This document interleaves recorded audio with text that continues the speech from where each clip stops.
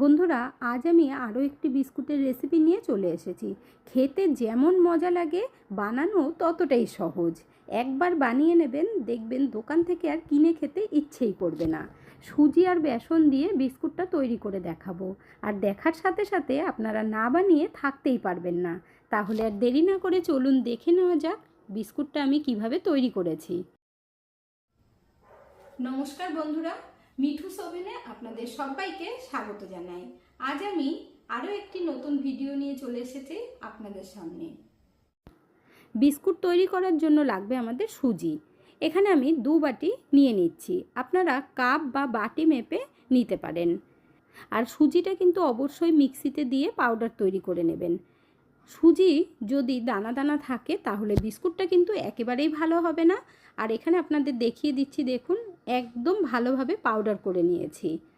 সুজি যদি সরু দানারও হয় তবুও কিন্তু মিক্সিতে দিয়ে পাউডার তৈরি করবেন, তাহলে বিস্কুটগুলো ভীষণ সুন্দর হবে আর একবারেই একদম পারফেক্ট তৈরি করে নিতে পারবেন। এর মধ্যে এখন 2 চামচ পরিমাণে বেসন দিয়ে দিতে হবে। বেসনটা দিলে টেস্টটা দারুণ হয়। এরপর দিয়ে দেব 1 বাটি আটা। আপনারা যতটা সুজি নেবেন তার হাফ আটা নেবেন। এর সাথে খাবার সোডা দিয়ে দিচ্ছি, আর অল্প করে দিতে হবে। এরপর সব কিছু দিয়ে ভালোভাবে মিশিয়ে নিতে হবে। প্রথমে আপনারা চাইলে চেলে নিতে পারেন, কোনো অসুবিধে নেই। যদি দানা দানা হয়ে থাকে বেসনের মধ্যে তাহলে কিন্তু ভালোভাবে চেলে নেবেন। যত ভালোভাবে মিশিয়ে নেবেন এই মিশ্রণটা, ততই কিন্তু বিস্কুটগুলো ভীষণ সুন্দর হবে। বন্ধুরা, আজকের রেসিপিটা যদি আপনাদের ভালো লেগে থাকে তাহলে আমার চ্যানেলটিকে অবশ্যই সাবস্ক্রাইব করবেন, পাশে থাকা বেল আইকনটি দাবিয়ে দেবেন, সবার সাথে শেয়ার করবেন, আর একটা লাইক করতে ভুলবেন না কিন্তু। ভালোভাবে মিশিয়ে নেবার পর 2 চামচ পরিমাণে সাদা তেল দিয়ে দিচ্ছি। অন্য কোনো তেল দেবেন না, বা তেলের বদলে আপনারা ঘি দিতে পারেন। এরপর ভালোভাবে ময়ম দিয়ে নিতে হবে। 2 হাত দিয়ে ডলে ডলে দেখুন আমি এখানে ময়ম দিয়ে নিচ্ছি। এইভাবে আপনারাও ময়মটা দিয়ে নেবেন।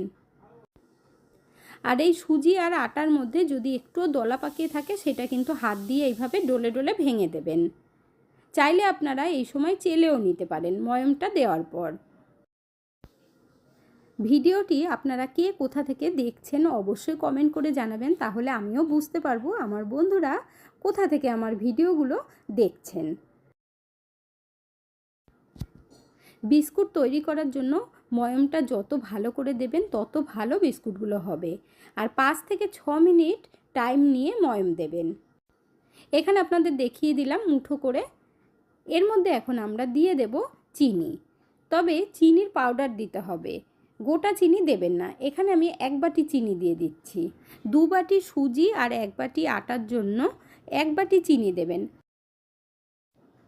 চিনিটা দিয়েও কিন্তু খুব ভালোভাবে মিশিয়ে নিতে হবে, আর এইভাবে ডলে ডলেই মেশাবেন। নতুন বন্ধুরা যারা এখনও পর্যন্ত একটা লাইক বা কমেন্ট করেননি অবশ্যই করে দেবেন। আপনাদের একটা লাইক আর কমেন্ট আমাকে অনেক দূর এগিয়ে যেতে সাহায্য করবে। আর পুরনো বন্ধুদেরকে জানাই অসংখ্য ধন্যবাদ। খুব বেশি তেল দিয়ে ময়ম দেবেন না, তাহলে কিন্তু একদম খাস্তা হয়ে যাবে, তাহলে আর বয়স্করা খেতেই পারবেন না। আমি যেইভাবে অল্প তেল দিয়ে ময়ম দিয়েছি, এতে করে বয়স্করাও এই বিস্কুটগুলো খেতে পারবেন। এরপর অল্প অল্প জল দিয়ে মেখে নিতে হবে। আর যেহেতু চিনি দেওয়া আছে তাই জলটাও কিন্তু কম দেবেন, না হলে একদম নরম হয়ে যাবে আর ভালো হবে না। একটু জল দেওয়ার সাথে সাথেই চিনিটাও গলতে শুরু করবে, তার জন্য প্রথমে অল্প অল্প জল দিয়ে মেখে নেবেন। তারপর একটা সুন্দর করে ডো আমরা তৈরি করে নেব। এর মধ্যে আমি আরেকটু জল দিয়ে দেব। কোনো রকম দুধ দিয়ে মাখার দরকার পড়বে না, জল দিয়ে মেখেই আপনারা বিস্কুট তৈরি করে নিতে পারবেন। আর এতটাই সুস্বাদু হয় যেটা দেখার পর আপনারা না বানিয়ে আর থাকতেই পারবেন না। এখানে দেখুন খুব ভালোভাবে মাখা হয়ে গেছে। এরপর একটু আঙুল দিয়ে চেপে দেখিয়ে দিচ্ছি, দেখুন। এখন আমরা 5 মিনিট মতো রেস্টে রেখে দেব।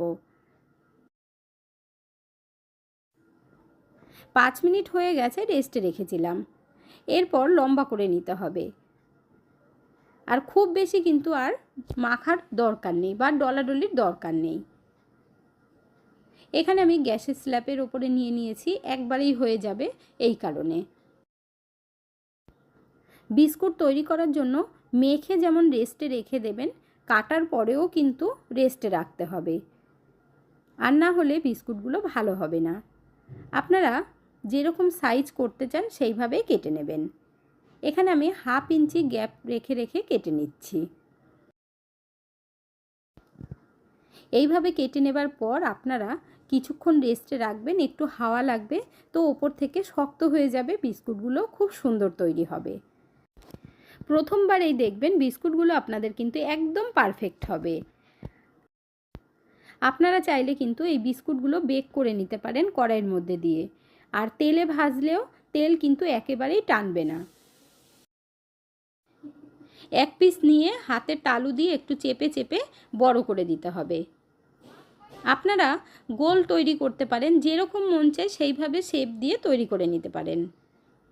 এখানে দেখুন এক পিস রেডি করা হয়ে গেল, আরও একটা দেখিয়ে দিচ্ছি। একইভাবেই একটু হাতের তালু দিয়ে চেপে দেবেন।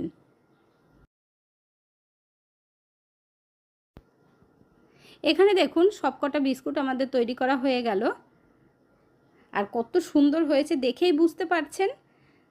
এরপর আমরা 10 মিনিট হাওয়ার মধ্যে রেখে দেব, তাহলে ওপর থেকে একটু শক্ত হয়ে যাবে, বিস্কুটগুলো খুব সুন্দর হবে। 10 মিনিট হয়ে গেছে, রেস্টে রেখেছিলাম। এরপর ভেজে নিতে হবে। আপনারা যদি তেলে ভেজে না খেতে চান তাহলে কড়াইতে দিয়ে বেক করে নেবেন। এখানে আমি কড়াইয়ের মধ্যে বেশি করে তেল দিয়েছি, আর হাত দিয়ে একটু চেক করে নিলাম গরম হয়ে গেছে। গ্যাসের ফ্লেমটাকে এই সময় মিডিয়াম আঁচে রাখবেন, যেহেতু তেলটা একেবারে গরম করিনি। বিস্কুটগুলো দেওয়ার পর যখন দেখবেন হালকা হালকা বাবলস উঠতে লেগেছে, তাহলে বুঝতে পারবেন তেলের হিটটা একদম ঠিকঠাক আছে। যতগুলো বিস্কুট ধরবে একবারেই দিয়ে দেবেন। এরপর গ্যাসের ফ্লেমটাকে লো আঁচে করে দিতে হবে বিস্কুট সবকটা দিয়ে, আর নাড়াতে যাবেন না। বিস্কুটগুলো দিয়েছি তেলের মধ্যে 2 মিনিট মতো হয়েছে। এরপর আস্তে আস্তে নাড়িয়ে দিতে হবে, আর যখনই নাড়াবেন দেখবেন তেলের ওপরে উঠে আসবে বিস্কুটগুলো।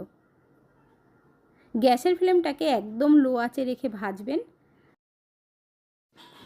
এখানে দেখুন বন্ধুরা, বিস্কুটের ওপরে কত সুন্দর ক্র্যাক এসে গেছে।